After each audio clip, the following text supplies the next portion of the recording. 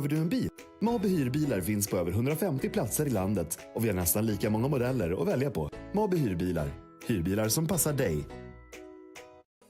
Hos Bright eSports i Västerås kan du testa på både NASCAR och olika formulabilar, precis som Svenska Eracingligan's deltagare. Gå in på brightesports.com och boka just din tid.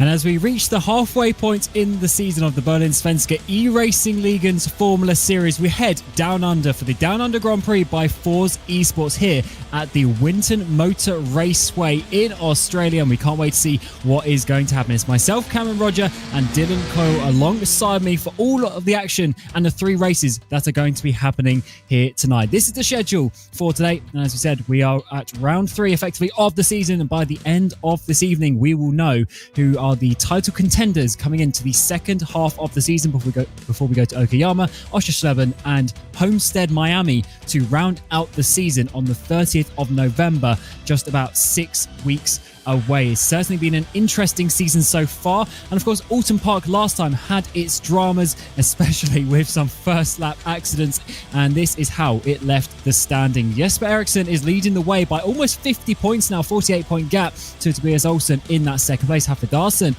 your basically reigning champion of the side series, is in third place, and then we have to look quite a way down to some names to talk about. In 11th place, Mattis Martinsson. He, in the end, after a penalty, won that third race after Isak Arvidsson got a 5-second time penalty, and that, of course, was one of the bigger talking points of the evening 2 weeks ago. But yes, Dylan, it was certainly carnage, and we're hoping for a little bit cleaner racing this time around. Yeah, that was quite the wild few races there, with the first lap incident of the first race probably taking the cake as one of the wildest wrecks you'll ever see in iRacing. But after the penalty and the changed winner, we move on to Winton. This track is fun to watch. Some people have compared it to, the term Monaco's given, driving your bicycle around your living room. Well, this is pretty much the same way. I think I can't quite remember the quote, but it was something about a clothesline trying to just dipsy-do your way around one. So it's a very narrow track. There's a lot of S-curves. There's a lot of passing opportunities. But you know what there's not a lot of space to make a mistake, because look at all of that green grass for you to just keep on flying through if you make one mistake in a braking zone. Yeah, it's a pretty old school circuit. It's been around since 1961 and hasn't really undergone too many changes apart from this left-hand turn here. Just before the turn of the millennium, they added in these sort of 2 extra straights and 2 final corners. Before, instead of that left-hander, we went basically straight down onto the western part of the circuit. But now this sort of eastern loop as such is here, which gives us our new front straightaway. I say new, it's been 25 years, but we'll still call it that for now. As we come across the line in this qualifying session, got Byfeld is on the current provisional pole, but 2 drivers in behind of Tobias Olsson and Jesper Eriksson. Your top 2 in the standings are just basically 1/10 behind. It's so close already in qualifying. Yeah, already such a close kind of group of cars right now. 16.275 is obviously the fast time, but we see Tobias Olsson trying to make his run count here, moving through some of the faster S-curves before taking that right-hander. Look at how uneasy, unsettled that car gets. He got it down pretty quickly, though, and still trying to quickly apply the throttle, but also then quickly on the brake. This is such a intoxicating circuit to watch someone try and race at. Yeah, it's almost like a street circuit, but in a road course format. But as you say, Dylan, there's so much grass around here. There's so many gravel traps as well, so like dirt drops on the edge of the tarmac. I'm really expecting to see a few drivers giving us a bit of a dust cloud, especially on the opening couple of laps when everyone is so close together. As Ericsson improves up onto that front row, Giros also into the top 6. The other Olsen there gets inside the top 4 as it stands. But what can Olsen do coming out to the final corner? Can he do any sorts of improvements? Byfeld has got into the 15s. Can Olsen get himself up there? No, he can't. Stays in that third place for now. Just one lap to go in the session. Yeah, just one to go. These drivers have 7 minutes to put in 4 laps. Usually you'll see 10 minutes to put in those amount of laps into a session, but this way it keeps you going at the very start of qualifying. No time to lose. Just go out there and run.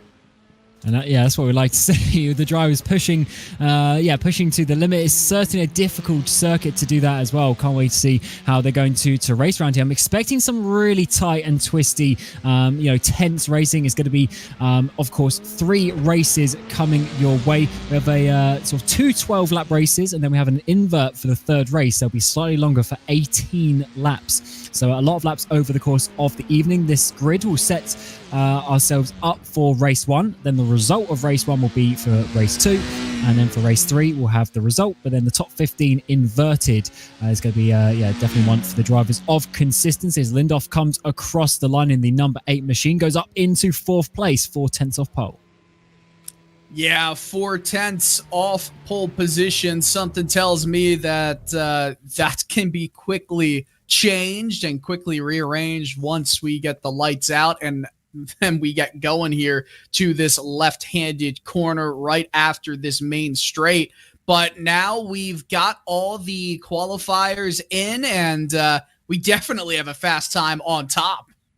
We certainly do, and I was having a look. Byfeld hasn't been racing so far this season, so he's certainly coming in hot with that provisional pole position with, Ericsson alongside him. To his Olsen, Hendrik Lindhoff on that second row with other Olsen of Alexander, and then even Lenholm, one of your race winners last time, inside your top 3 rows for the Down Under Grand Prix by FORS eSport. Michael Hafler-Darson is on the 4th row with Giros alongside him. We've got Åkesson, Hellberg inside your top 10, Holmer and Fredriksson inside your top 6 rows. Good to see quite a few of the FORS drivers up there representing their team, of course. Frisk and Krug on the 7th row with Ullman and Hammerstrom inside the top 16. Motin and Lundberg inside your top 18. And of course, a lot of these drivers representing their teams again in the Formula Series compared to the Oval Series that we have on the weeks in between. Holmbohm and Wallingstam inside your top 20, Holmerin, Nordgren, Bjork, and Lodin inside your top 24. Of course, huge grid. We'll let the rest of the grid run through. Some of these drivers, of course, over 2 seconds off. I'm sure we see them a little bit closer in the race lap times because, as ever, the qualifying, you often see some of the drivers just pipping out and doing some little slides to get through a bit fast in the qualifying session. But as you get to the grid, Dylan, what are your expectations? Do you think we can get a more clean lap 1 this time around? You know, it's really going to be interesting. I feel like we're definitely going to see some drivers taking some adventures into the field area outside of turn 1, but the question is, will it be from contact or just kind of losing their braking marks? Everyone's starting to get gridded up here. In just a few moments, we're about to go green and get ready to go.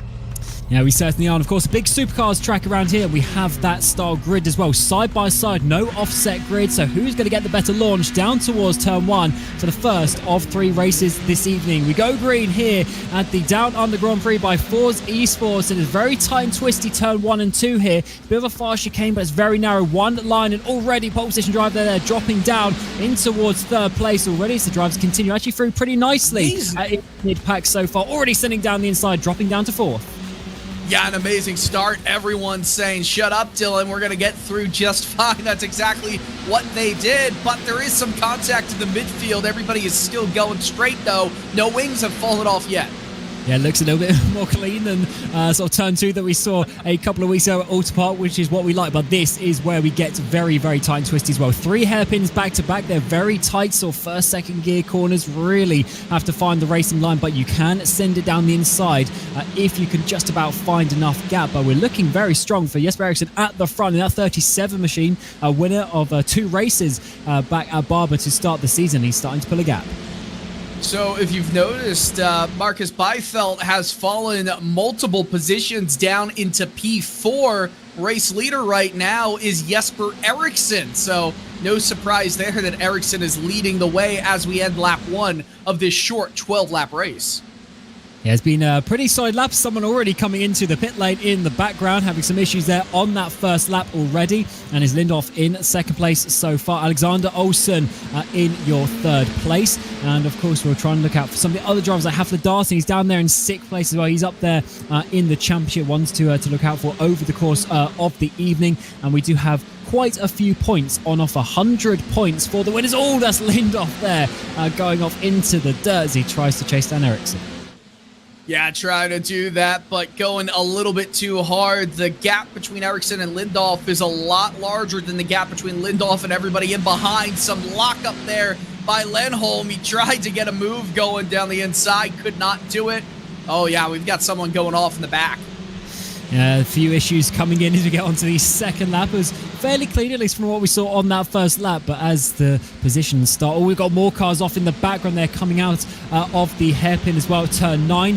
So cars, just starting to push a little bit and try and find a way through the drivers around the bar. We have gone to a pretty calm single file format so far. Yeah, for sure. For now, it's all good. I wonder if this is a little bit more of a, there's someone also off. It's Frisk in the back. Started 13th, was running 13th. Oh, we're having a big problem now in the last corner. 2 cars involved. One of them was Frisk, almost getting into another.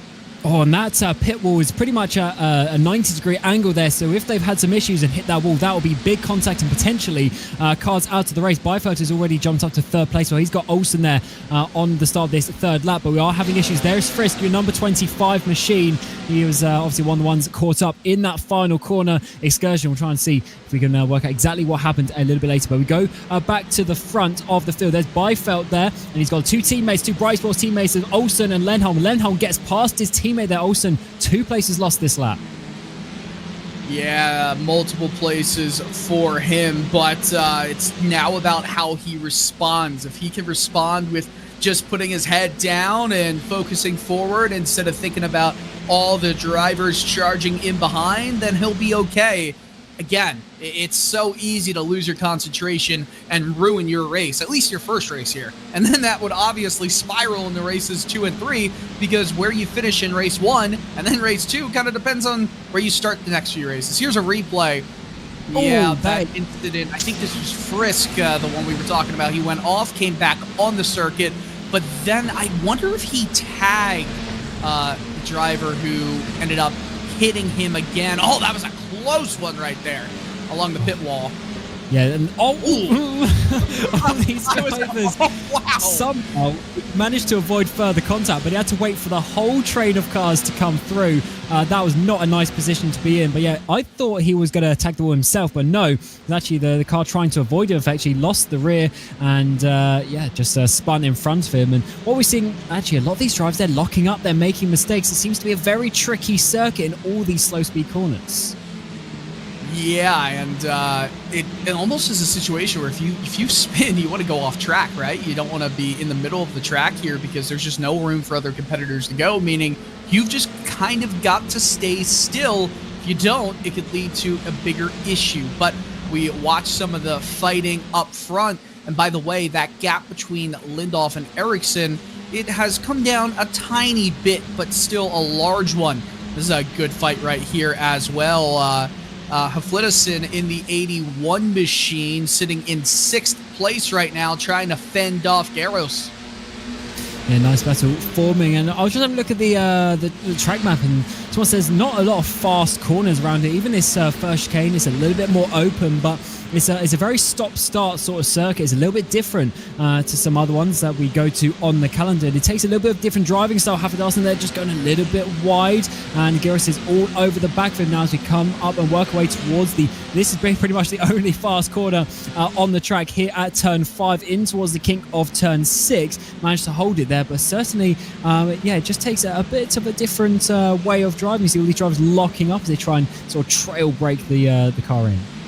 Well, the biggest thing is if you set up your car, if you come into turn 7, right, the Penrite corner, which of course is a right-handed hairpin, and then go into 8, the left-handed hairpin, and then right at the Katome corner. I've totally messed up that pronunciation. Turn 9. That's a really difficult thing. If you mess up, you go in the inside and then try to defend, you're going to be compromised the rest of your run over there. Oh, another lockup. There's so many lockups that we've seen so far. Seems to be a bit of a difficult thing to get the cars working as they wanted. That has caused Giros to lose about half a second then the final couple of corners of this track. Not too many corners, of course, just 12 stated on the track map, but they are certainly very difficult ones. As Haflidarsson there once again makes a mistake. Giros has a look towards the inside down to turn 3, couldn't find a way past. Haflidarsson though keeps it on the track this time in the exit of turn 3, but certainly some little wobbles from both of these drivers. Yeah, just a bit under pressure, but hey, we're still seeing them go strong. Halfway point coming up at the end of this lap. Oh, lockup right there. Actually, it was a dual lockup, so both of them kind of feeling the pressure a little bit of this battle. Haflidarsson, though, he's holding strong. Not going to have necessarily the run coming out of this corner, turn 9, but because there was a little bit of a slide from Giros, he's okay. We look back into the field a little bit more, and still some good fighting going on all around. Yeah, of course, points basically for every driver as well. So there's always something to fight for in this championship. As we were saying, 100 points for the win, as we see Haflidarsson there. But points go all the way down to 45th place for 1 point. And of course, there was a wreck almost. Yeah, there was some contact just outside the top 10. Cedric Holmboe, had a big shunt, and I wonder if he's got some suspension damage himself. Could have been really bad. Oh, and there's almost a lockup in the back. This is some good racing. Yeah, this part of the track, Haflidarsson seems to be struggling with a bit as Giros dives it down the inside into turn 3. Just about slides past. No contact made between them, but Haflidarsson there 3 laps in a row, making mistakes both in turn 2, turn 3. That's part of the track. And this time around, it means he loses a position as the Street Trends driver gets up into 6th place in the 36 machine. And Haflidarsson, I should say, the LMP2 winner from the Road Course Series last time, drops down into 7th place. I feel like everybody is locking up going into Penrite. It's kind of wild. Just a smoke-filled corner right there. Let's see how Haflidarsson does when it comes to trying to shadow drive much more than mirror drive. Some drivers are just better when they're trailing another driver pretty close, and then they can just focus on their marks and beat them just a little bit. The one problem I'd say for Haflidarsson is look at Melvin Atkinson. He's right there in behind him. So this is a good 3-way fight for P6 right now. Yeah, he sat there, the 86 machine, sat there just in behind this battle for a while, but now he's getting very close and trying to get himself up there for now. And remember, the finishing positions here is the grid for race 2, so it's almost like a stop-start, so the battles will continue when we get into that second race. So any position you can get now means you don't have to get it. Always seen a spin there at turn 3, and is that going to be a nasty rejoin? It might be just about okay, but not the nicest one I've ever seen. Yeah, it was a little mean. It was a little naughty, but hey, we're good. There was no contact. Had maybe a little bit too much room to take off of a hard charging guard coming there, but hey, it's all good. We're all good. There was no contact. Yeah, all going through the crap. Yeah, no rear wing on that machine as well. So you come through the very fast turn 6, 2 Street Trends cars trying to find their way through. I'm surprised he's still going. The downforce balance is going to be all off. He's sliding the rear end. We've got cars going off trying to avoid him. As on the FORS drivers, they're really struggling a little bit further down the pack. Somehow, I'm surprised he's still going at a half decent speed, but definitely not a full racing speed. Yeah, just kind of pulls to the outside. Let's load and go through. And look at that. Was that Holmgren? Yeah, might have been, goes for a spin on the exit, just putting the power down out of turn 9. Went for a spin, and that is not going to be helping his race. Neptune it was in the 666 machine, and it was Johansson, I think, was that FORS driver struggling a bit with the no rear wing situation. So that's an interesting first race here of 3 that we've got this evening. Let's see this once again, coming out onto the power, just running a bit wide, and actually, just getting on the curb, getting on the dirt, and going around in 360.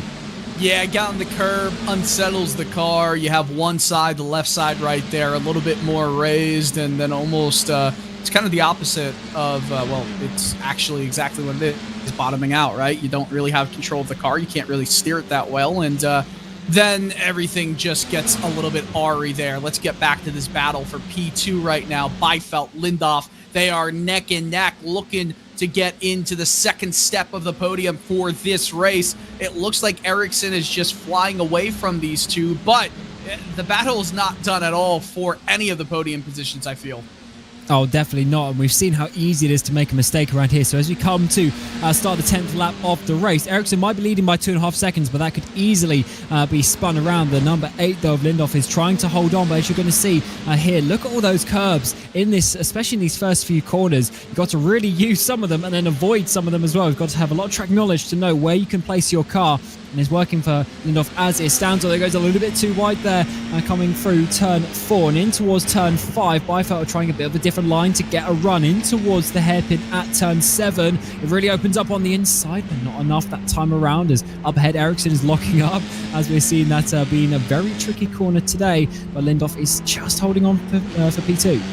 The biggest problems I see through here is that if you set up, say, turn 7 to get a good run down the inside, you compromise your line in 8. The other person who is defending has a good run into 8, but then tries to defend in 9. So it's kind of a, give and take, back and forth battle between who has the better run, who has the better line. It's just not, there's no straights that are long enough to really get the kind of the help of the draft, right? The slipstream. So this is one of the longer, actually it is the longest straight heading down to that start-finish line, but you don't have nearly enough time in these cars to really get the help of the slipstream. Yeah, don't even get to 6th gear, it seems, as well. So you don't get to that high speed where you get the higher drag as well, which is always an important factor as well. As Byfeldt gets very close into turn 3 that time, but not enough. Lindoff is putting his cars in the right places so far. As we're on to lap 11, just 1.5 laps to go. First race of the evening here for the Bohlin Svenska eRacing We're at the 3rd round of the Formula Series. At the end of this, it'll be halfway of the season finished. And Ericsson is looking very good, leading the championship so far and leading this first race of the night. But how will it go when we get another race restart in a few minutes' time? But to finish this and where we get the points, we'll have to see if Byfeldt can find a way through. Yeah, I think Ericsson now, no need to push too hard, no need to make too much of a mistake. 2 seconds is a pretty sizable gap compared to what else the battles we're seeing throughout this field right now. Byfeldt, I feel like Byfeldt is marginally the quicker car when it comes between he and Henrik Lindoff right now. But the more these two battle, the easier it is for Ivan Lederholm to come and get involved in this. Last lap, he was a 1.5 seconds back. On this final lap, he's closing in. The question is, does he even have enough time? I don't know. Yeah, probably not in terms of pure race pace, but you never know if there's going to be a little collision at all. A little bit wide for the number 8 of Lindoff there. Of course, a FORS driver here at the Down Under Grand Prix by FORS wants to be having a good representation for his team. Let's see if he can hold on to this second place so far, coming up towards this all-important turn 7. Is one of the better overtaking opportunities if you can find a way down the inside, but Byfeldt could not do that. A little bit wide, though, for Lindoff as he's now trying to scramble, get his car back in place, back onto the racing line to defend. He's going to try a good switch back here. He's going to get a good run going into this short straightaway. But will he have the momentum to take it around the outside on 10 and get to 11 with the inside? Oh, a good block. It was from a wiggle. He's going to have to really send it into 11 and 12 on the outside. I don't know if that's going to work. Don't outbrake yourself here. Hold it to the inside. That's what Lindhoff needs to do. As we're coming out of just the final corner already. Jesper Eriksson is going to take victory here for the first race of the evening by about 3 seconds in the end. Lindhoff, though, can he hold on to second place? Yes, he can, to the line. He had a good exit out of that final corner. Byfeld will get third place. And the final step on the podium. Of course, still 2 races to go this evening as we see the drivers come in behind. Lennholm in 4th, Olsen in 5th place, Gyros and Hafedarsen finished 6th and 7th respectively. But of course, the battles continue on a little bit lower down as well. So it's a tight and twisty track, spreading over the field just a little bit more. But here are a couple of the drivers inside your top 12. There's Hammerstrom getting that 12th place. Still battles even lower down, continuing. Drivers trying to fight, get that slipstream up towards the line, but no one swapping places. It seems after we had a very quite a nice actually start to the evening, a little bit action packed as we've got more drivers with no rear wing, unless that's the same car trying to finish the race and not do repairs. I think it is. Oh, there's a huge send for 23rd position, or 25th, I should say. Absolutely sent it down the inside there, and this is the last of the field. There is one who is 8 seconds back of this, but that was a wild send. I think it was from Wallingstad. I don't think I've ever seen a send as big as that. That was unbelievable. I don't think we caught it, but that was wild. Oh, what a way to start the evening for the Down Under Grand Prix by FORS eSports. And it is a FORS 1-2. Jesper Eriksson from Henrik Lindhoff beating the field just about. We've got Marcus Byfeld in that 3rd place with Lennholm Olsen rounding out your top 5. Gyros and Hafedarsen in your top 7. Aukson, Helberg and Holmer inside your top 10. But look how much the field spread out. Top 10 already 19 seconds off after 12 laps. Certainly showing you the pace of Jesper Eriksson getting that fastest lap on lap 11 as well. Crook, Hammerstrom inside your top 12. Bjork, Holmberg, Green, Fredriksson, Loden, Eriksson, Niptum and Johansson rounding out your top 20. But these drivers are already about 45, 47 seconds off. Really a big field spread around here. Tricky circuit today at Winton. Frisk, Motin, Holmgren, Yuso and all the other cars you'll see going down. But of course, that will be your grid for the second race. And we don't hang about here. We're going very quickly to the drivers gridding up already for the second race of the evening. It's basically just a restart. Eriksson will be taken away with a teammate alongside him on that front row. And we'll have another 12-lap sprint and another 100 points being gifted out. Can any of the drivers now reignite the battles that they were having in that first race, or are we going to see anything else spectacular happen for these drivers to then drop out of the reverse grid positions for race 3? Remember, top 15 get reversed for that third race, and it's certainly going to be an interesting one when we get those championship contenders going into the mid-pack. And especially here where we've got to about 30 cars, it is literally half the field getting reversed. Eriksson, of course, extending his championship lead there as well after winning that first race. Certainly going to be a nice one for him, because Tobias Olsen no way near the front. Potentially actually not here this evening as well. He is 2nd place in the championship. Hafedarsen, of course, struggling just a little bit. Lennholm is in 4th place in the championship, and then Henrik Lindhoff on the front row alongside him. He is 5th place in the championship coming into this race. But the lights come on for the second race of the evening for the Down Under Grand Prix by FORS eSports, and it's a FORS front row of the grid. And look at that start by Jesper Eriksson. He gets the jump on his teammate already, coming towards turn number 1 and 2, but can Lennholm come around the outside in turn 2? No, just backs out of that one nicely, as it seems like all the leaders are getting through pretty comfortably.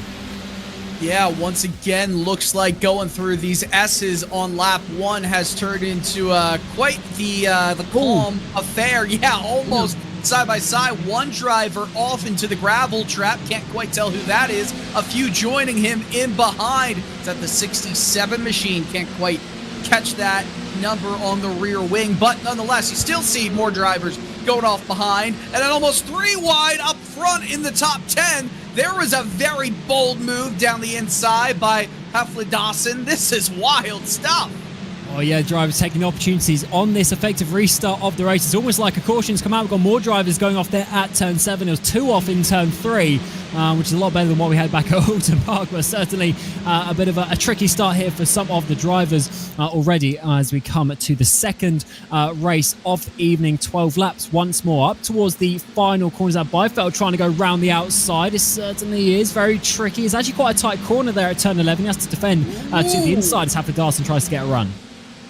Yeah, that was a pretty close call with the pit wall. If you go on the outside of that curbing, like you talked about last race, that 90-degree pit wall angle, you can hit that and it can end your race very, very quickly. But still, everyone working through pretty well so far. Ericsson in the lead, not that we're surprised. He started off in second on the first race, and this race obviously taken from the finishing order of the last race. He's holding strong right now. Everyone in the top 3, it's who we expected based off the pace in that last race. Does anyone else get themselves up to kind of match the levels of the leaders? And it's going to be a tricky one because Ericsson, if he gets out the front and pulls away by another 3 seconds, that's going to be a very tricky one to catch down over the course of the race. And there's actually Geros there and Haflidarsson having their battle. Of course, Byfeld up in second place. He got Lindhoff on that first lap, and Lindhoff dropping down, unfortunately, not converting that front row start. And now into that third place, you've got the Bright Esports car of Alexander Olsen just in behind them, the other Bright Esports of Lenholm. But look at already the gaps are forming. Oh, we've had some issues here at turn 9. More contact is being made on the exit. Loads of cars going slowly. There must have been a huge crash, and that's a terrible rejoin there into the is that the 585 machine. That was oh goodness. We'll catch a replay in just a moment, but I don't even know if it was a rejoin per se, as much as I don't want to hold my brakes. I'm already race over, so I really don't care where this car goes. Just horrible, horrible stuff. And it all happened because there was a big mess on the outside of turn 9, and from there it just kept going. It did not end. Oh, just horribly unfortunate, and multiple fast cars taken out of that race. It went all the way from turn 9 to turn 10 down that straightaway. Here's the replay, and it starts. We get just a kind of a lazy spin, nothing too bad, but then everyone starts to pile up. They keep going into the back of each other, still coming at speed. Now remember, it is hard to get the car. There's kind of a lack of visibility because you're always turning to the left or right in that section of 7, 8, and 9.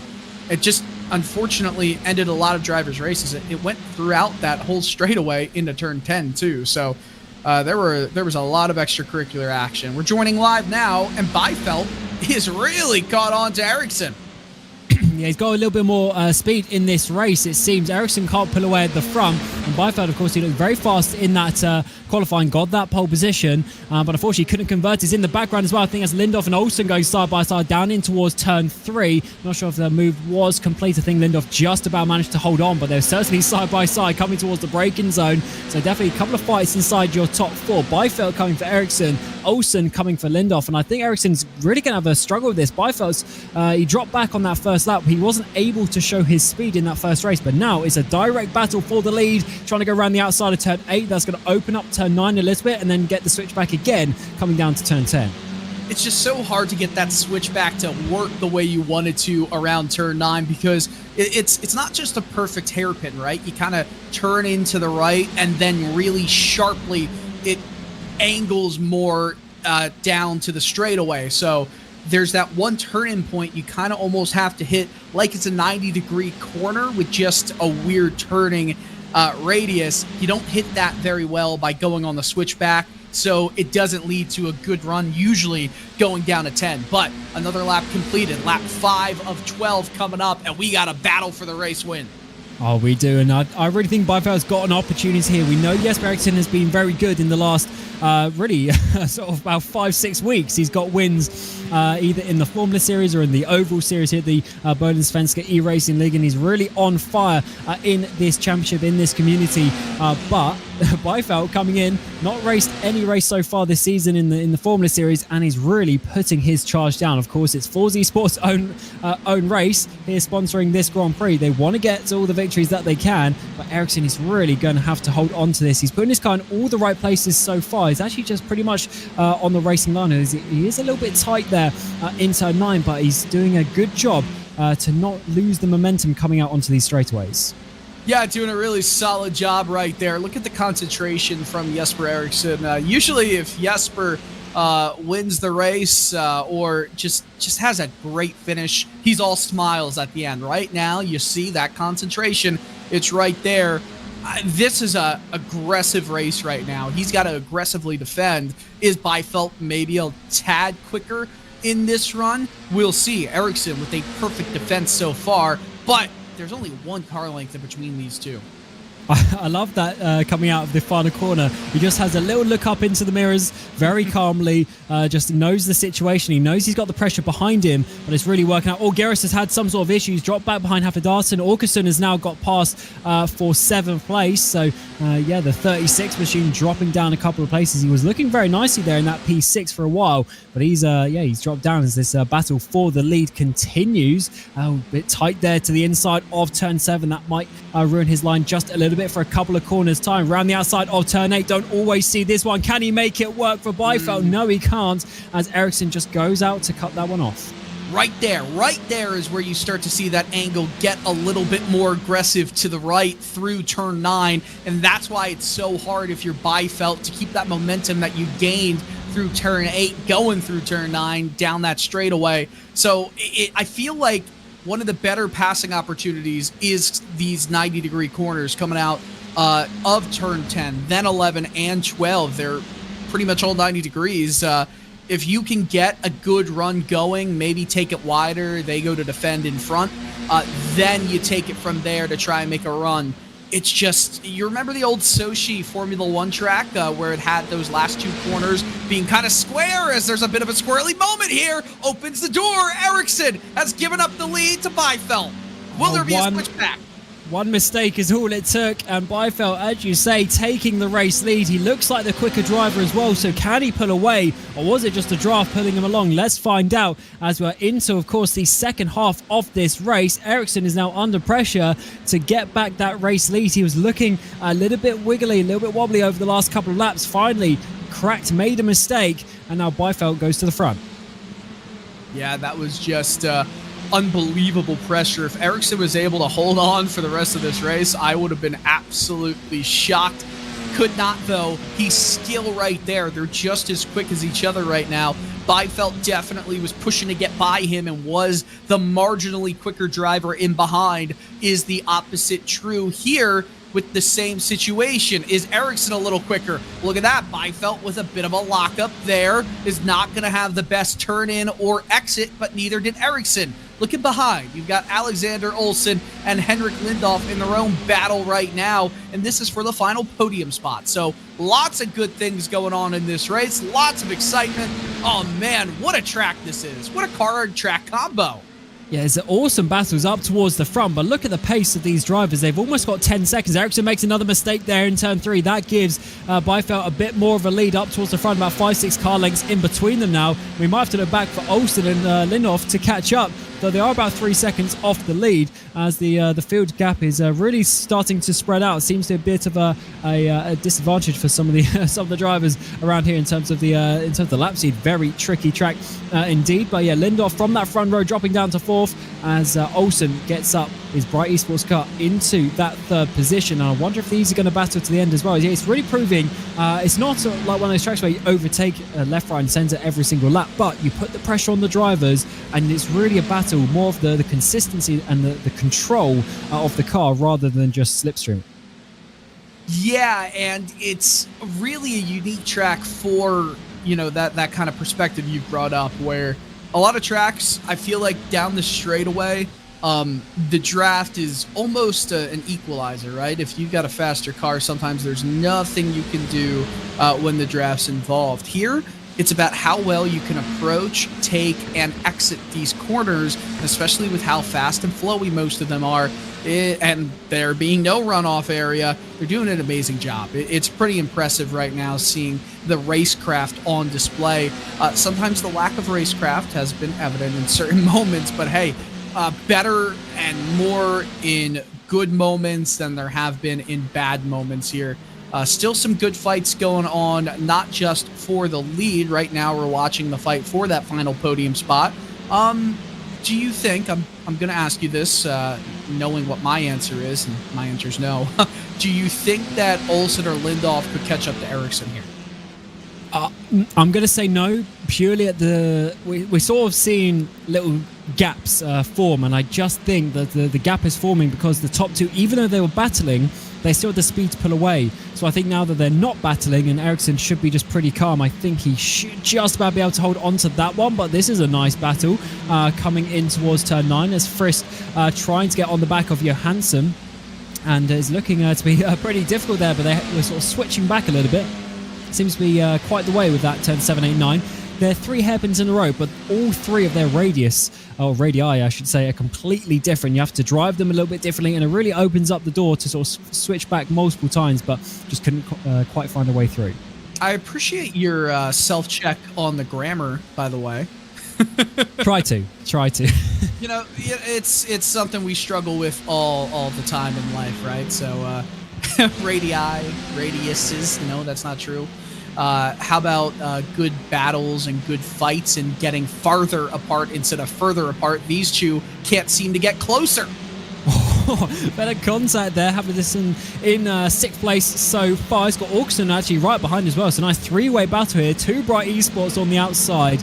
And of course, Auckentech on the inside for the 81 machine. Getting very close between these 3. Got another trio behind of Gyros Holmer and Fredriksson. So the battles really do look rather tasty here at Winton as we're coming on to start the final 2 laps of this second race of the evening. One final race to come, a slightly longer 18-lap race with a reverse top 15 from the race that we are looking out for. So P15, which is currently Frisk, will be on that provisional pole, and that is why he is battling quite hard as it stands, although he's got no pressure from behind from that 16th position.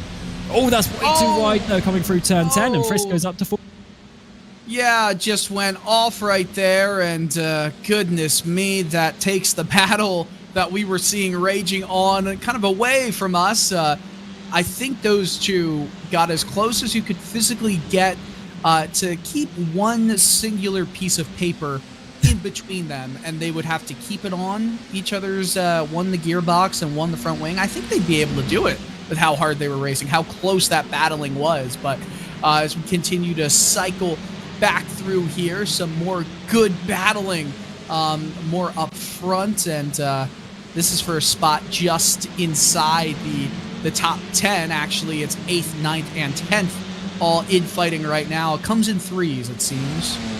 Yeah, certainly does around here, the 2s or 3s. We've got Gyros leading the way of this one. Got Holmer Fredriksson in behind them as we go back up to this battle with Havison inside, of course, the Bright Esports sandwich, if you want to call it that. Although some people get annoyed because he is the sandwich inside the Bright Esports bread. We'll quickly move on to that one as we get on to the final lap of the race, as these final positions need to be found out for where we're going to reverse the grid and who is going to be in what grid position for the final race of the evening. As it stands, Byfeld is leading the way from Ericsson, but all the places in behind are still up for grabs pretty much as we get in the run up towards turn 3 for the final time this race, and he's getting very close between these 3. Okay, so I know we're watching this battle as all of them go off right here. I'm a little bit concerned for Marcus Byfeld in the lead. He's got 2 lapped cars to deal with. One just got out of the way. Is the other going to get out of the way? Yes, he got very lucky. But we continue watching this battle. They come into turn 7, then the setup for 8, and then 9. Who is going to have the better run coming to this short straightaway? It's the first of 2 short straightaways before we get to the main straight. I just don't see anything happening unless one of them makes a mistake.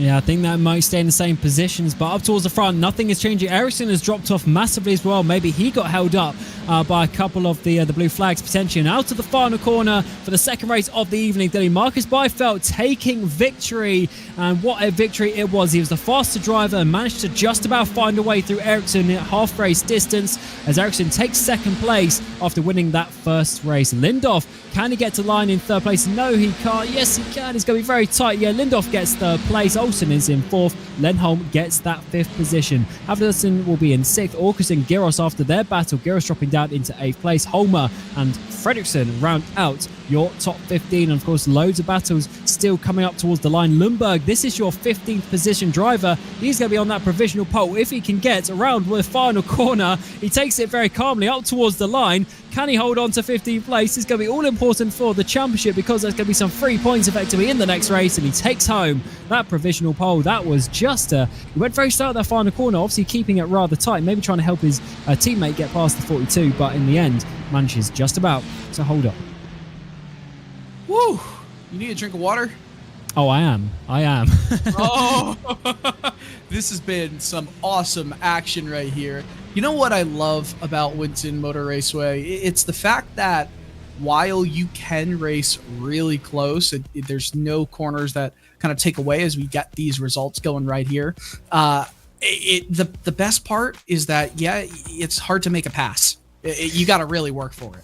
Yeah, it's definitely not an easy one to overtake, but overtake did Byfeld, and he managed to get the race victory from Jesper Eriksson, and from the second row of the grid as well, got past Lindhoff on that first lap. So it's Byfeld from Eriksson, and then Lindhoff, the two FORS drivers continuing their double podium streak, of course, at the Down Under Grand Prix by FORS eSports. As also Byfeld getting the fastest lap on lap number 10. Olsen, Lenholm, and Hafliderson inside your top 6. Orkson, Gyros, Holmer, and Fredriksson round out your top 10. But some of these battles, of course, being very tight between themselves. And then we'll see basically the rest of the reverse drivers for the top 15 that will be getting reversed for the next race. Holmbaum, Motin, Loden, Frisk, and Lundberg will be the final drivers to be reversed. So Orman in the end just missed out to the line with Crook, Helmberg, Hammerstrom, and Johansson inside your top 20, and we'll let the final page or so roll through for the final drivers. A lot of DNFs and people having issues in this race, but as we get ready for the third and final race of this Down Under Grand Prix by FORS eSports, we'll take some messages from our partners.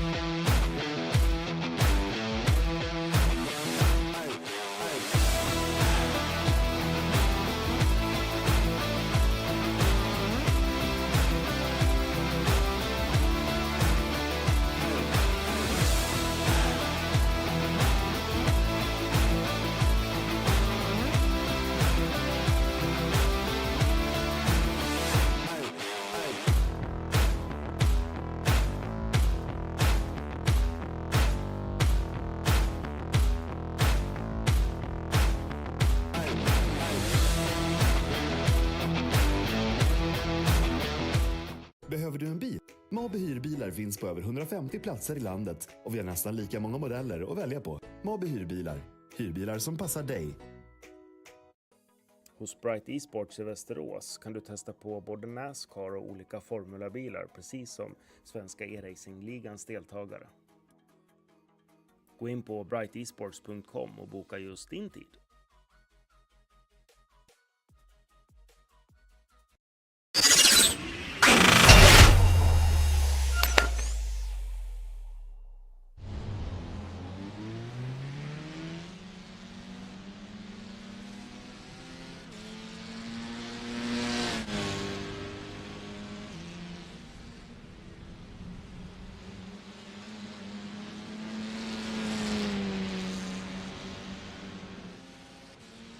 And welcome back down under here at the Winton Motor Raceway as we reach the halfway point of the Bohlin Svenska Eracingligan's Formula Series. It's the Down Under Grand Prix by FORS eSports, and what a first couple of races of the evening. We have had huge fights between Byfeld, between Ericsson, Lindhoff as well getting involved, but we're now at the reverse grid race. Top 15 from the result of that second race will be reversed, and we'll get a slightly longer 18-lap race to finish off this evening. And Dylan, what a hectic kind of racing that we've had. A little bit calmer, I'd say, than Alton Park, but still some really nice battles out on track. Yeah, this has been absolutely awesome. Not as much carnage as I expected to see, which is a good thing, right? These are good races, hard-fought, hard-nosed drivers. Hard to make a pass unless someone else makes a mistake, but in doing that, in saying that, also means you've got to not make mistakes yourself. So we're seeing the cream rise to the top.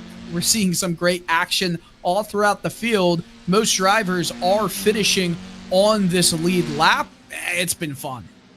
It certainly has, and for Ericsson, what a night he's having. He's easily beating his championship rivals around him.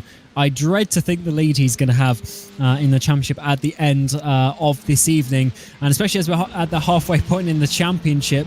It's definitely going to be a nice one for him coming into the final 3 rounds. Possibly has to not try quite so hard, although it's going to be very difficult. And with 100 points per race, you can't really afford to have a bad one because you can easily lose a huge lead. Of course, being second place, he's going to be down in 14th position. Dylan, how many places do you think he and Byfeld can get back up from that P15 reverse?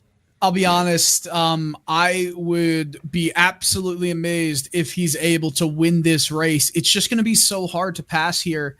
However, with drivers, we've seen them make a lot of mistakes. There's going to be a large gap after this first lap that we see. These drivers who are starting 15th, 14th in this race. Byfeld, I don't know. I would bet the cards against them. I would place them down and say I don't think they would be the winners, but I would love to see that be the case. Let's get to the grid right now. Yeah, this is the grid for the final race of the evening. Lundberg gets your reverse grid pole with Jocke Frisk on the front road. Klaas Loden is in third place with Oscar Motin in fourth. Holmbaum and Fredriksson round out your top 6. And of course, nice to see another FORS driver there. Fredriksson up inside top 6 for their own events. Holmer and Geros are on your 4th row, with Åkesson, Haflidersen, Lenholm and Olsen inside your top 12. Before we see the final drivers being reversed, which was Lindhoff, Ericsson and Byfeld inside your top 15. Orman, Crook and Helmberg just about miss out. Unfortunately, they're going to have to come from 16th, 17th, 18th, and then we'll let the rest of the drivers just roll their way through. All these drivers needing to, of course, get to the finish and try and find some final points. Loads of these drivers having some issues, especially Tobias Olsen. They're down 33rd place. Second place in the championship coming into this event, and he's going to be struggling a little bit with that one, not getting too many points this evening, but there's still one final time to do so. And of course, with these supercars tracks, we have this side-by-side grid, which I really love. It gives the opportunity, even for a driver sort of in the even places, to still able to get a run down towards this first corner. It's a very tight and twisty opening sort of 4 corners of this track. Is a very potentially awkward and difficult one to try and make an overtake, but we have seen things happen. Ericsson from the pole position last time managed to get a huge run on his teammate Lindhoff despite starting side by side. As the lights come on for this 18-lap final race of the evening for the Bohlin Svenska Eracingligan's Formula Series here at the Down Under Grand Prix. It's a good start. Though someone from the second row didn't get going. Unfortunately, they're going to be dropping all the way down to 25 machine. Is going to be taking the lead in towards turn number 1. We're going to be 3 wide coming to the brakes. Oh, huge contact. One of the FORS cars being absolutely sent off there at turn 1. Oh man, that was Oscar Motin, who had the horrible start but has somehow recovered a little bit decently. Lots of action, lots of messes already in this one. When you've got some of the fastest guys starting in the midfield, you expect to see some more rowdiness at the start. Oh, that is not what we want to see, but it's to be expected a little bit. It's so tight around this circuit. It's definitely one of the more narrow ones on these circuits. We're coming in towards turn 7. Loads of lockups. All the Street Trends drivers there trying to get side by side with each other. A bit of contact, I think, coming through turn 8. Yes, one of the FORS cars has gone around as well. And maybe have the Darson getting involved. More contact. So one of the other Alcantech cars gets involved. So that earlier wreck was Lenholm and Lindhoff. Lindhoff obviously getting the worst of it. Lindhoff off the racetrack, out of this final 18-lap affair. Oh man, especially with his fighting for the win in both last race and the first race. Him being out of this one so early on before he even got to that first corner. Unfortunate, but we'll get a replay just after we get moving on the second lap. Great fighting action. Frisk leads to the line and leads to the S's. Eric Lundberg in second. Fredriksson, Garros, Holmgren, your top 5. Potential move going down into this turn 3 section. Oh, locks him up. Almost hits.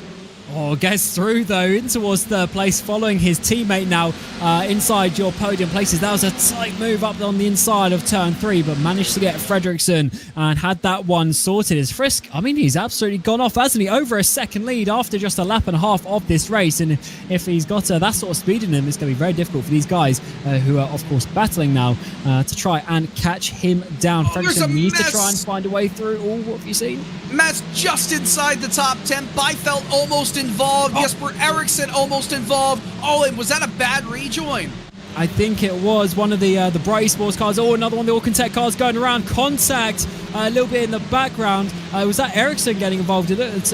Like potentially like his car, but I think he might just about be okay. Wow, big important scenes there in this first couple of laps here at Winton's. Garros jumped up into second place as well. Also, Lundberg missing a position as Fredriksson gets inside the podium. Lundberg's dropped 2 positions this lap. It's all good for Frisk, who is just kind of running away because everybody else is taking themselves out of contention right now.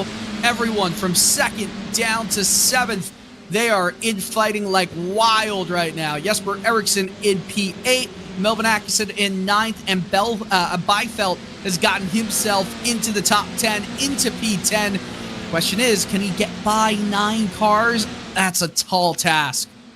Certainly is, but that's more places than I was expecting them to gain on that first lap, so definitely showing you a little bit of carnage that was happening. But here's Lundberg. You've then got Holmgren behind, then 2 Bright eSports, and then that black and red car is Eriksson, so he's definitely potentially looking at a podium if he can try and find his way through. Of course, that's going to be a little bit more difficult to do so. But with this reverse grid, you have the fast drives in behind there pushing forward, even if it's just by a couple of tenths a lap. And Eriksson actually there, I think, was having a bit of a dive up the inside of Olsen. Could he complete the move? No, he just backed out of that one. Not always the best overtaking opportunity, but certainly there's possibilities for him in this race. There are possibilities, as you saw that little peak. Let's get the replay of what happened here. I believe this was the incident that almost took Eriksson, who dove to the right, and Byfeld, who dove to the left out of this race. It was all good. Don't tell me. Oh, just absolutely runs right into him. But not much he can do. He didn't move, so right. Yeah, he couldn't do a lot more there. But some cars obviously blindsided coming through obviously in a hairpin. You don't see the car till you turn around the corner, and then probably it was just a little bit too late, unfortunately, with that one. And fortunately for us, it didn't take out some of the faster drivers that we've had, and that is always good in these reverse grid races, is seeing them dive up the inside, potentially in towards turn 7. Yes, oh no, just backing out of that one a little bit, not going up the inside of Alexander Olsen. Oh man, everyone in this Hornet's nest wants to get moving, wants to get charging forward. Byfeld took turn 8 fairly wide, takes turn 9, has a good run on the back of this. You see him, there's a little bit of separation between he and Melvin Atkinson. Is that strategic for now? Because all these cars, it looks like they want to just punch each other off track every chance they get. Right in front of this pack, a move down the inside does not work for Holmgren, but do other drivers get a little bit antsy in behind right now? The Truly train that is led by Eric Lundberg. Oh yeah, Holmgren's going. Oh, he certainly is down the inside. Lundberg is going to be dropping down to P5. Up the inside of turn 1 he goes. Almost a bit of contact there slightly as we get the camera change. Up the inside now goes Lundberg is going backwards in this race. All the drivers trying to dive down the inside. First it's going to be Holmer. Then Olsen is going to try and find his way through. That might open the door to Ericsson as well. Is there going to be 4 cars in the space of 4 corners? I think it might just be running wide as well. Sliding on the dirt as Ericsson completes the move. Oh man, Eric Lundberg under attack. He defends pretty aggressively right there from some more movement, but he is just falling at this point. Locks it up, goes to the outside, can't defend going into turn 8. More drivers going by him. Byfeld is by him. Atkinson trying to make a move by him. That's what, 6 positions in the course of half a lap? Wow, that is very difficult indeed, as Ericsson there dives up the inside of Olsen in towards turn 10, completes that move. Slowly working their way up is him and Byfeld. He's in 6th place. Byfeld is in 8th position. Of course, starting in 14th and 15th, your P1 and 2 in the previous race this evening, and working their way through nicely. A little bit wide there in that final corner, but certainly this train is working out nicely because you can pick off 1, 2, 3 cars at a time. And of course, that gives you more laps to get back up to the leaders. They're only 6 seconds off the lead as well. And realistically, of course, Holmbohm is just a couple of cars ahead. And then they have a huge gap where they can start time trialing up to the podium. Look at that concentration. Again, Ericsson. He always has that camera on top of his triple screen setup with the monitors. So you see the vibrations as he goes over the curbs. It gets pretty aggressive. We're not going to see it right there, but maybe into this next corner. Look at that. Oh, he is looking left to right, right to left to try and get a move. Is there contact in front? Yes, there is. 3 wide. He's got to be careful here. He's got Homer, but can he get Holmbohm round the outside in towards turn 9? This is a big risk for your championship leader up the inside. It's going to be good if he can get past, so big gap up ahead, and he should be able to make it on the exit down towards turn 10. I think Holmbohm is going to be able to hold it onto the brakes as well. Yes, Ericsson, though, he brakes late. He goes around the outside. He risks that position, and he should have it on the inside of the final penultimate corner. Byfeld also finding his way through. Unbelievable. Ericsson, that was some masterclass driving right there. How these drivers are all keeping it relatively clean is unreal. Byfeld has moved into position right behind, not Ericsson, but the last driver Ericsson passed in Cedric Holmbohm. Unbelievable. I cannot believe the driving there from everyone involved. No! Is that going to be a big mess? They all avoid him. Oh my goodness. That was a parting of the seas there. As Holmbohm goes around, he went way too fast in turn 1, went over the curb in turn 2, but everyone managed to avoid him as he spun across the track. It's a shame for Holmbohm. He's in a really good place, but unfortunately, after that overtake from Ericsson, making a mistake to just compound that issue. So now Holmer is in 5th place. Olsen is in 6th. Byfleet in all of that has actually dropped down in towards 7th, and Auksson just in behind. Huge train here for this top 4. The reaction time on Marcus Byfeld to avoid the spin of Holmbohm right there, remarkable. I don't think I could react anywhere nearly as close. I'd be running right into the side of him. That was perfect. Certainly was, and to be honest, it's a good job from all of these drivers, because they would have been just skittled out of the way, and that would have just completely ruined this battle. It's awesome racing we're seeing here at Winton. It's certainly tight, and twisting is not easy by any means, but it's really, really entertaining as we come back to the lead. And this is Frisk and Giros battling it out. They got a bit of a nice gap, 2.5 seconds back to Fredriksson, and so it's a two-way battle. But is Frisk going to be able to hold on for the next 10 laps? That's a great question. I mean, Frisk is only 0.2 in front of Garros, and this has been a battle that has been raging on. Garros up 6 spots in this race. Started the first race in 8th, started the second race in 6th based on where he finished in race 1. And guess what? The reversal of 6th the reversal of 8th is 8th. Certainly is. A bit of quick maths. Quick race car backwards. And look at all these drivers making moves. Of course, Lumba going down 8 gives all of those drivers some nice position. But Ericsson already up 10 places in the opening A laps. Gyros as well, who's that yellow machine that we're seeing on your picture. He's already up 6 as well. So it's definitely, and even Wallingston down in 20th place. He's up 12. So it seems to be a track where you can make those overtakes if you keep on the track. Oh, huge wiggle out of the final corner, but Gyros holds on to it.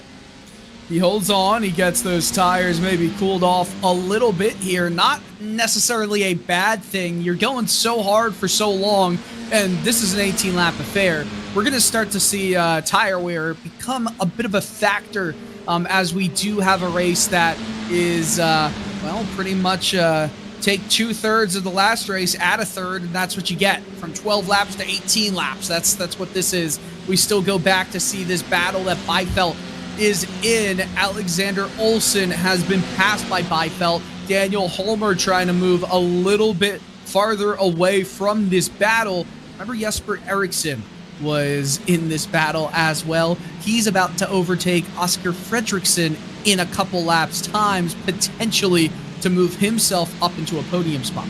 And that shouldn't be too difficult because they are teammates as well. So I don't think that's going to be the hardest fought battle in the world. So Ericsson, if he's got good speed, he might just about be able to get there. We will see, because if Gyros and Frisk fight as well, that's going to lose them even more time. And so we'll talk about losing time. They're going a little bit off the track. Was Olsen there. He's got Olsen coming right up his gearbox now as they come into the final couple of corners. Byfeld is just ahead. He hasn't been able to find his way past Holmer. I was expecting him to get past quite quickly to catch down Ericsson, but so far Holmer is holding on to that 5th place. Yeah, holding on to it right now, and he's doing a very admirable job at it as well. You know, he's a perennial just inside the top 10 driver throughout these first 2 races here, but he opens the door to Byfeld, tries to defend on the outside, doing a good job there, but a double right-hander. Oh, that's going to be tough. Byfeld never cleared him, so he still has the inside. Holmer does. Good defense so far. Oh, side by side through turn 5 and 6. So we haven't seen this so far today, but they managed to make it work. Huge move there by Byfeld. Gets that 5th place. Holmer drops down. He's now got 2 of his teammates in behind him as he come around the outside of turn 8. That is going to be from Olsen. Now, but the inside for turn 9. We haven't also seen that one today, but Holmer losing out 2 places from 2 moves we haven't seen so far. Yeah, if you can't get yourself back to the bottom through any of those hairpins, it's going to be hard to defend, but Holmer's doing an admirable job. He kind of cut him off there at the exit of 9 and keeps that position. So only a net loss of 1. There's no shame in losing out to Byfeld, but the 3 teammates right here, they're battling hard. Holmer locks up the right front, but still, again, holds that position just by the skin of his teeth. I tell you what, these corners are set up really well, because if you get down the inside of turn 9, you don't have the outside for turn 10, and that actually then opens the door again for the defending driver to keep that place, and that's exactly what Holmer did. So certainly, yeah, as we've been saying, a tough track, but it seems to be racing really, really well, and you can have some good racecraft to try and find your way through. As come to the back to the front, Gyros getting closer once again in towards turn 7, not diving it down the inside. This time around. Oh, that's a little bit wide though from Frisk. So that opens up the door, opens up the opportunity for the number 36 machine. But Gyros just putting on the pressure. Frisk not really making any mistakes that we've seen so far though. If you go wide through turn 7 or turn 8, you're so happy that you have to switch back into the opposite-handed drives hairpin, to be honest, because it kind of negates a mistake you make in 7 or 8. Yeah, it can give a slight advantage to the car trailing in behind, but just because of the uncomfortability of it, that's not a word, but I'm going to use it anyway because you know what it means. Grammar we were talking about earlier. Because of how uncomfortable it is to just kind of hold to the inside or to the outside for consecutive corners between 7 and 9, that's what makes it so easy or hard to pass and defend. Yeah, it's working out well for some of the drivers, including Frisk, as it stands. So managed to, after making a little bit of a mistake there, turn 8 and 9 that time, he managed to get out a couple of tenths advantage. In the background, though, Ericsson has got past Fredriksson, and he's now 4.5 seconds off the lead. So despite making an overtake, he managed to close in. Can he get up to these top 2? It's going to be a bit of a stretch, but if he uses that speed, if he has some clean laps, he might just about be able to get there if Giros starts fighting even more as well. He won the first race. He was second in the second race. Can he make it a double victory or even a double second place? That'd be very good for his championship. I mean, even at the time being, this is all 3 races finishing in a podium spot.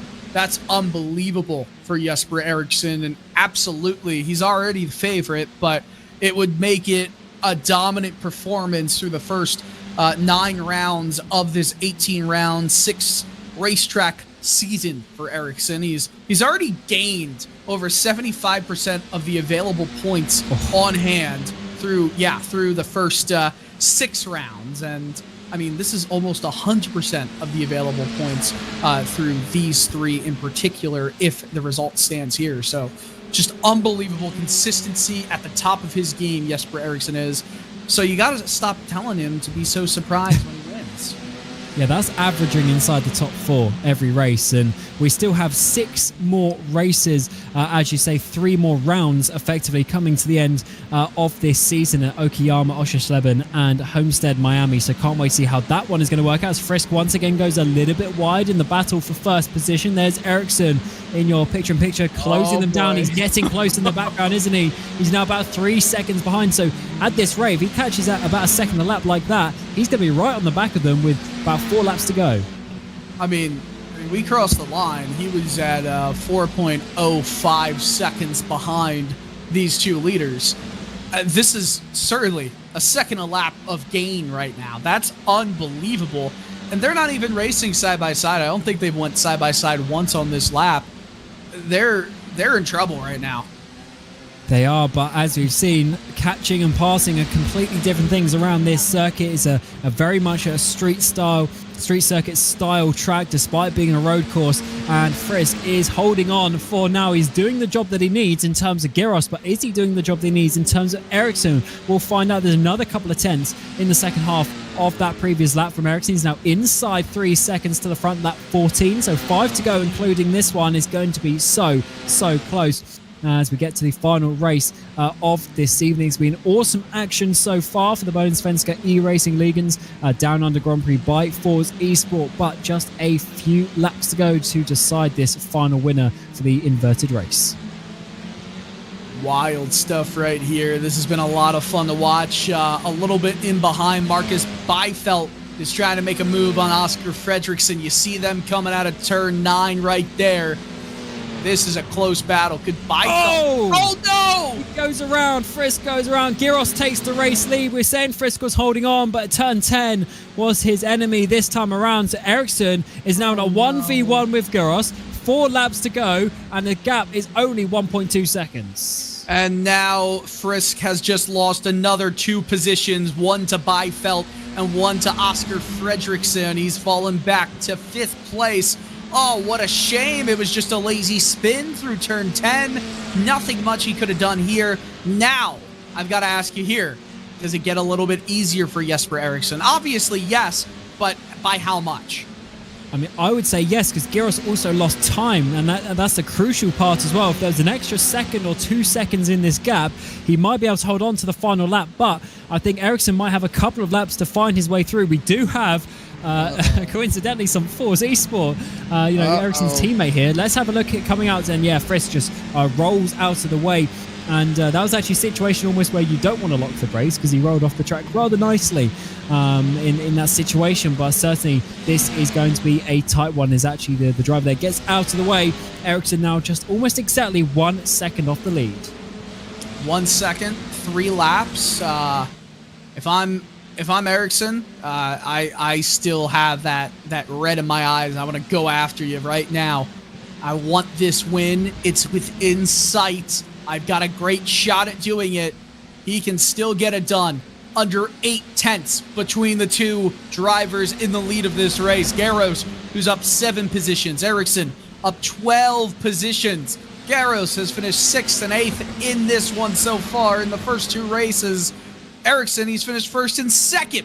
He's looking to get 2 wins and 3 within the top 2. Can he do it? Goodness me. And that is a back marker getting in the way, and that is going to lose crucial tenths of a second there for Giros.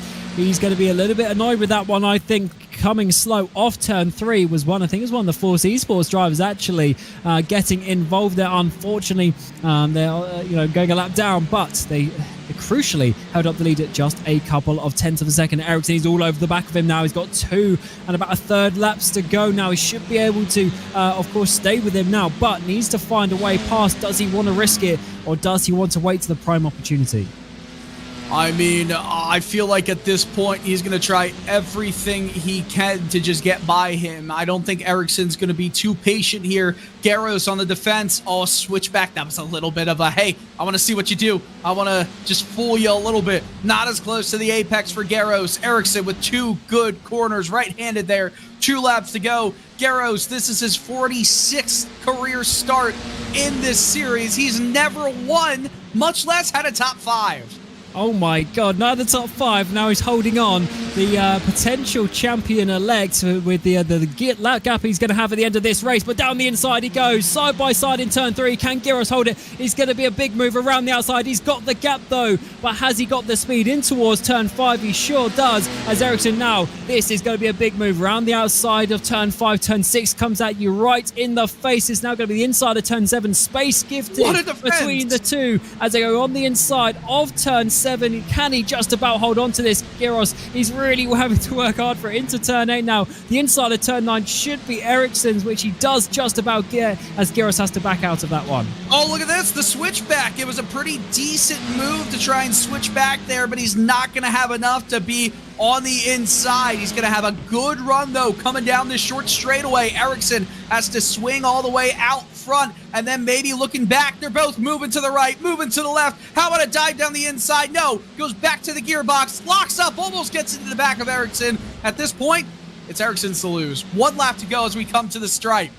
Oh, what a move there by Ericsson. They were side by side for half a lap. I didn't realize it was going to last that long, but Garros was trying everything that he could to hold on to that position. It's still going to be a great result for him, personal best in this second position, but I'm sure he would have loved to hold on to the win. But he's now got about 3/4 of a lap to try and chase down your championship leader of Jesper Ericsson. He's already won a race this evening, and he's in prime form in his career, but is he going to have any sort of battles here with Garros? The 37 and the 36 machine is all in the background there. There goes off one of the other FORS machines. I think that was Fredriksson as he rejoins in towards turn 9. He's dropped down to P8. Yeah, that was a wreck actually from P3. He just lost it. He's currently, back in P8 right now, but a couple more corners to go. You see how close Byfeld got? Unbelievable drive from everybody in this podium. Garros also close to getting that win. 2 more corners for Ericsson to negotiate here.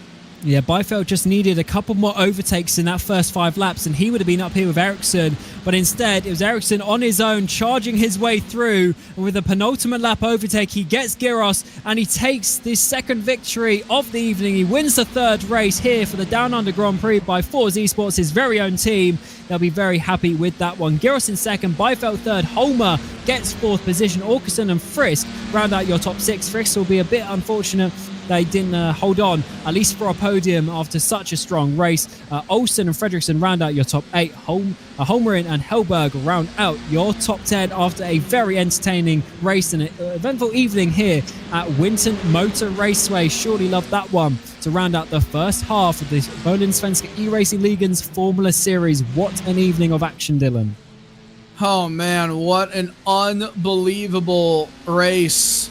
Those last 2 races, the race for the win was just remarkable. Some of the best action you could hope to see in any series on iRacing, any broadcasted series from RaceSpotTV. Great time watching it with you, Cam. Oh man, I can't wait for the next one. I can't believe 3 are already gone that quickly. Yeah, it's been an awesome one, and of course we'll try and get some interviews from the drivers as well as they jump into the waiting room. And it looks like we do actually have Jesper Ericsson, of course, your final race-winning driver. I'll get my words out, but first we'll go through the results. Jesper Ericsson takes victory with Christoph Garros in that 2nd place. Marcus Byfeld will get 3rd with Holmer and Orkerson inside your top 5. Frisk, Olsen, Fredriksson, Holmer Purmerend and Hellberg round out your top 10 after some massively eventful battles inside that top 10. Byfeld as well, actually getting the fastest lap with a 15.8. That's going up towards the pole position time. Really fast lap there. Haflidersen is in 11th place. Motin, Orman, Holmberg, and the other Ericsson, Rob Ericsson, inside your top 15. Bjorkkruk, Lundberg, Nordgren, and Wallingson inside your top 20. And we'll let the rest of the drivers work their way through after 18 laps, your final race of the evening. Of course, a few drivers unfortunately getting DNF there on the first few laps of the race. Lindoff as well with that huge send in turn 1, unfortunately. But for FORS eSports, they sponsored this race and they certainly came out on top. Jesper Eriksson joins us in the commentary booth. Jesper, what an evening you had. Of course, winning the first race, winning the third, and an awesome battle with Byfeld in that second race. Just let us know your initial reactions. Man, it was an amazing race through all the races. I love this track. It's an awesome track to just race at, and I had a blast in all the races.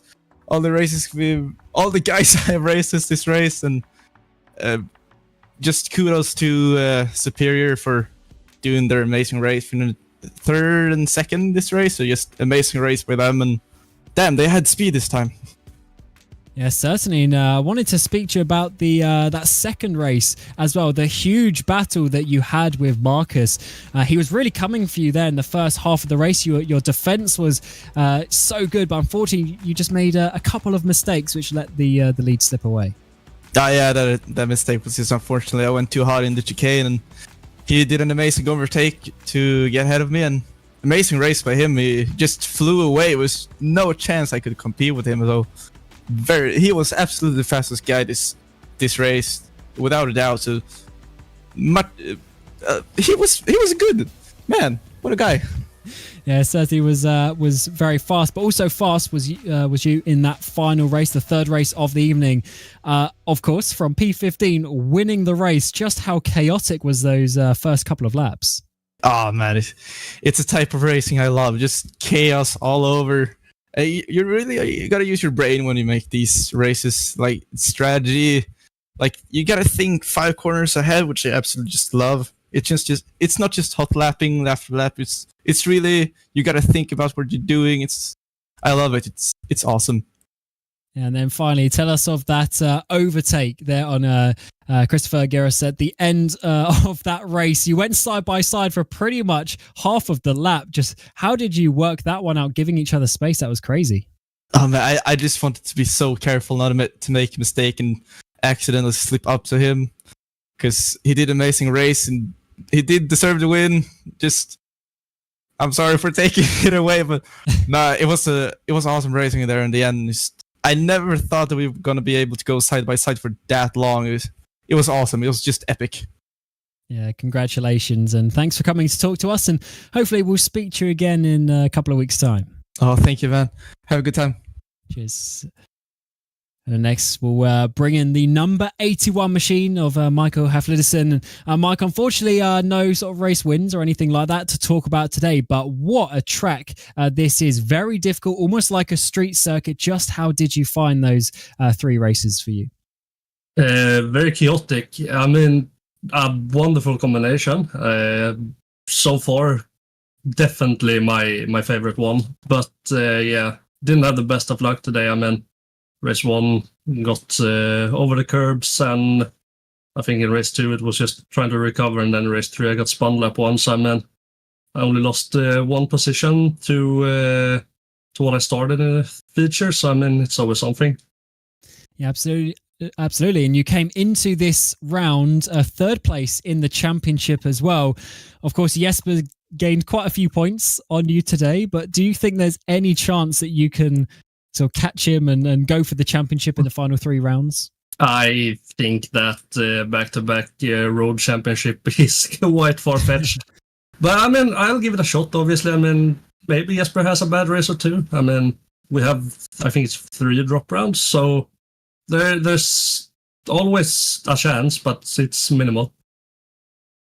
Yeah, and what do you think of the next circuit as well? Of course, we go to Okayama, a little bit of a different style circuit, a very long back straight there. How do you think the racing is going to be? Personally, I know I'm going to get a lot of hate for this, but I'm not a big fan of Okuyama. Ooh. So I'll take that round as it comes, but I'll practice as much as I've done for the other races. I won't treat it any differently. Maybe I get to love the track during the testing. Yeah, it's certainly going to be a fun one there. So yeah, congratulations for your races today, and then we'll see you in a couple of weeks' time. Thank you. Bye-bye. Yes, that pretty much wraps up the interviews as well here from the Winton Motor Raceway. And what a few races it was going to be. It's been a fun one to round out the first half of the season for the Bohlin Svenska Eracingligan. Here's the schedule and what we're going to do between now and the end of November. We go to Okuyama in a couple of weeks' time, 2nd of November, before we go to Oschersleben and then Homestead, Miami for the final race, sponsored by actually Hafler Dawson, who we just spoke to there in the interview. So that's a nice way to round out this evening. But it's been myself, Cameron Roger. We had Dylan Cole alongside me in the commentary booth, and Dane Baird producing this RaceSpotTV broadcast. And until a couple of weeks' time for the Formula race, or next week for the Oval Series, where we'll see that return, we thank you for watching and we wish you a very warm goodbye. Hos Prix eSports i Västerås kan du testa på både NASCAR och olika formulabilar, precis som Svenska Eracingligan's deltagare. Gå in på brightesports.com och boka just din tid.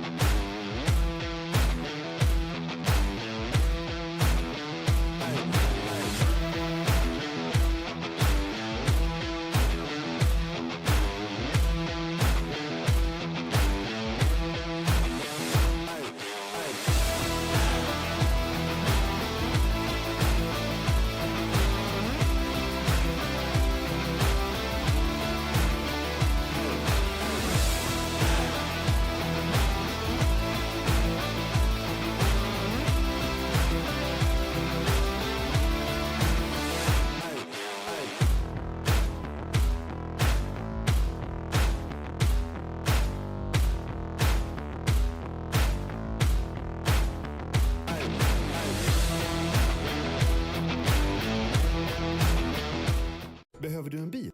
Mabe hyrbilar finns på över 150 platser i landet och vi har nästan lika många modeller att välja på. Mabe hyrbilar. Hyrbilar som passar dig. Hos Prix eSports i Västerås kan du testa på både NASCAR och olika formulabilar, precis som Svenska Eracingligan's deltagare. Gå in på brightesports.com och boka just din tid.